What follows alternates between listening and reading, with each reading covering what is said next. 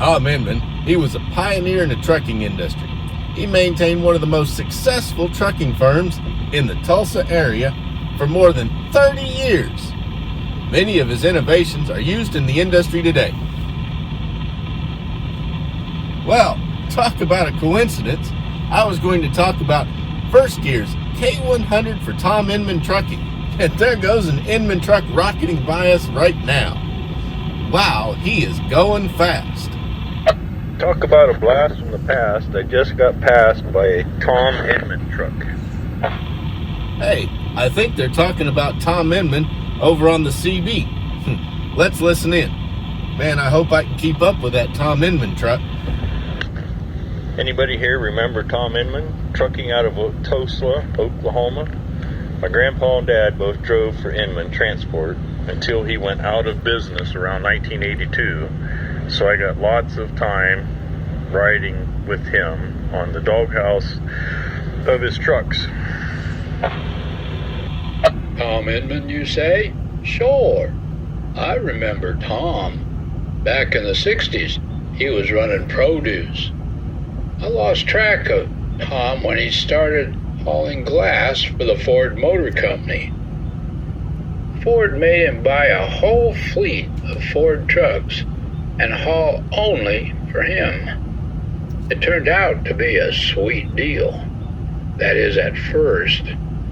Unfortunately, Ford pulled the plug on Tom. You see, while Tom was hauling Ford glass around, Tom dropped out of the general trucking market. So Tom lost all his customer base. Tom had to start all over again, or I guess he chose to simply shut down and retire. A Ford contract? I guess that's why he's running in my neck of the woods, with Ford just down the highway from me. I used to drive for Montfort out of Colorado, and it was said about Montfort that if you could keep up with a Montfort truck, you could almost cut your drive time by half. Of course, that was the trick, keeping up. At one time, I heard that saying applied for Inman trucks. Is that true? Yep. There used to be a saying, if you wanted to get somewhere in a hurry, get behind an Inman truck, and you could get to where you were going faster. That is, if you could keep up. I remember Tom Inman. I remember when he got roof deflectors. He had the letters TI in big letters put on them. We would ask the drivers if that stood for Tansley Inc. That would get a rise out of them every time. I remember at one time in the 60s, Tom had a cat mechanic working for him. That man really knew Caterpillar motors. Tom had a hard time keeping him because everyone wanted him. Good help in the mechanic world to this day is hard to keep. Also, I was just thinking about in the early 70s, Caterpillar gave Tom 2 automatic cat transmissions to test for them. I always wondered how they worked out. Never did find the results of the study. It must have worked out. You know, I remember 2 Inman trucks pulling out of the yard together on a Monday morning early in May. There was a low hill they had to climb, so they ran about 40 miles per hour for the first 30 minutes or so to warm up the engines.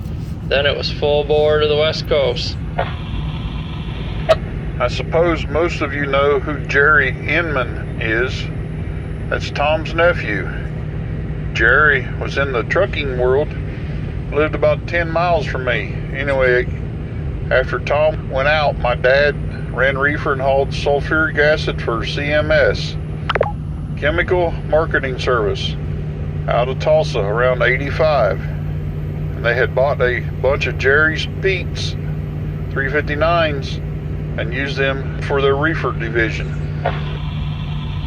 Have any of you guys got pictures of the paint jobs Tom used on his tractor trailers? You bet. I have got quite a few pictures of Inman trucks. Be happy to send them to you. I remember the green and white was the older paint job. The rainbow was the paint jobs he'd started about 4 years before he went out of the business. I've got a picture right here of the late 77s and up paint jobs. Well, I give up. He's too fast for me. I guess they've all gone out of radio range too. But I think we've heard enough about Inman Trucking and about Tom Inman to get the idea that he ran a successful trucking company. Now let's go on and turn over to First Gear's 1/64 scale model of a Tom Inman Trucking, a Diecast COE Kenworth K100 truck with reefer trailer. And this is DCP by First Gear's Kenworth K100 with 40-foot vintage reefer trailer for Tom Inman Trucking of Tulsa, Oklahoma. It is in their Fallen Flag series. It comes in the standard box with 2-piece blister.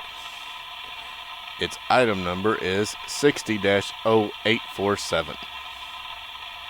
Has a 2-piece blister, it's taped together, and it has the extra set of mirrors in the package for the cab. Really nice that they do that. Now, I've already cut that tape, so we can just go on and get him out easy. Alright, we'll start off with the trailer. It is the DCP tooling 40-foot vintage dry van, which is a much better tooling than the First Gear version. Rides on 10-hole chrome wheels. They're a modern wheel, they're not a vintage wheel, they're not for the right era, but they still look good on this truck. It has a standard screw-down landing gear. Underneath it has a fuel tank. It has a spare tire with spare tire carrier and kingpin for DCP type trailers. Axles have suspension and air brake canisters. It is in the rainbow paint scheme for Tom Inman, which was the last 4 years he was in business. Down to the back, it has Tom Inman Trucking Inc., Tulsa, Oklahoma. Brake lights, turn signals, roof clearance lights, and opening back doors to reveal the detailed interior. Also, it has just plain black hard plastic mud flaps, and then you can see it, the ICC bumper that's right there. Passenger side, it has the same beautiful graphics that were on the driver's side. Down to the front, you can see the Thermo King reefer, and then you can see the upper clearance lights up at the top of the trailer. Also, you can see the hookups and other controls. And then they painted that Thermo King in green. Landing gear screws down, just a couple of twists, and it's down. And then we'll set this trailer aside after we get that down, and then we'll talk about the truck. It's nice that they do this, that way we can set the trailers off by themselves. And they still look right sitting on the ground. This is the DCP tooling, the Kenworth K100. This is the flat top with a 110-inch cab.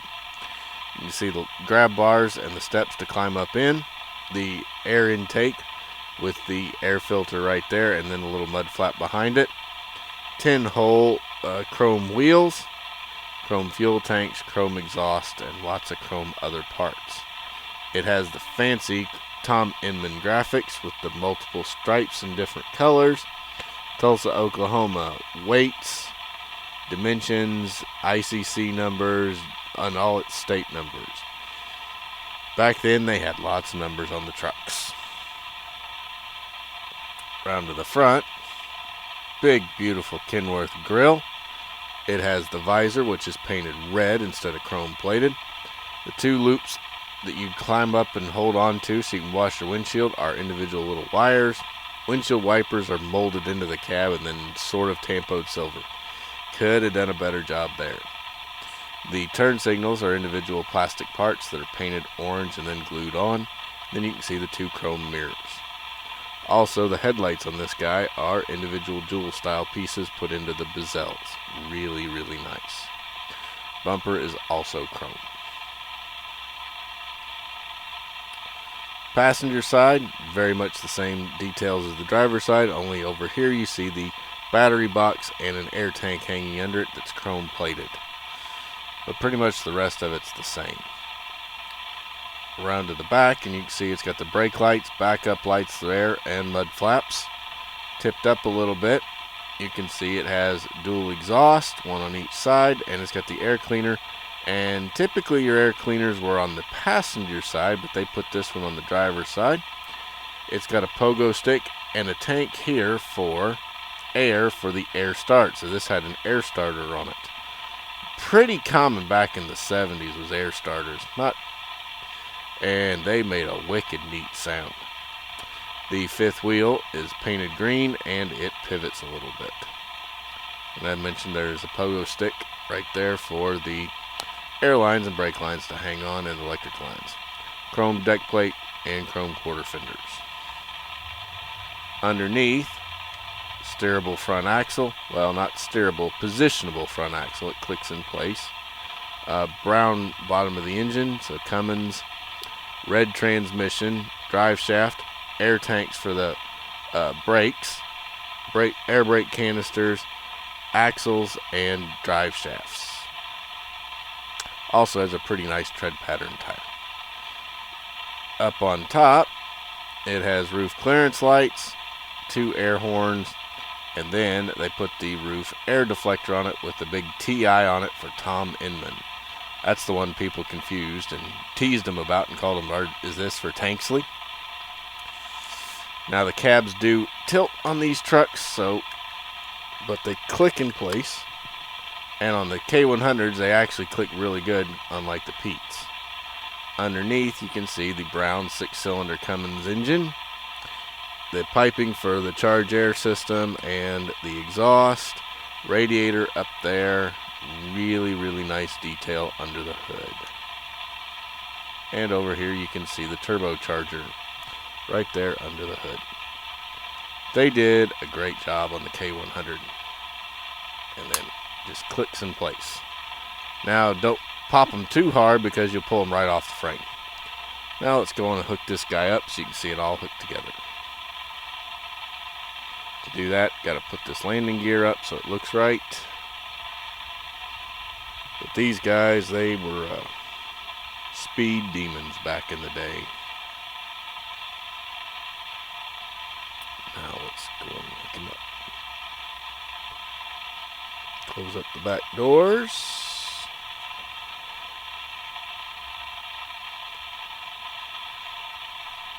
And there we go, guys. That is the Kenworth K100 110-inch double bunk sleeper cab with 40-foot reefer van trailer for Tom Inman Trucking of Tulsa, Oklahoma. DCP by First Gear in their Fallen Flag series. Talk about fun. Listen to the stories on the CB of Tom Inman Trucking of Tulsa, Oklahoma while running down the road. You can buy a 64 scale model by First Gear of one of Tom Inman's rainbow paint scheme trucks with the link in that description below. Well, I've got to keep on trucking, and I'd appreciate it so much if you would give this video a big thumbs up and subscribe to my channel. Once this run is over, I'll be back in the Southside warehouse for another episode of Toy Talk. See y'all soon.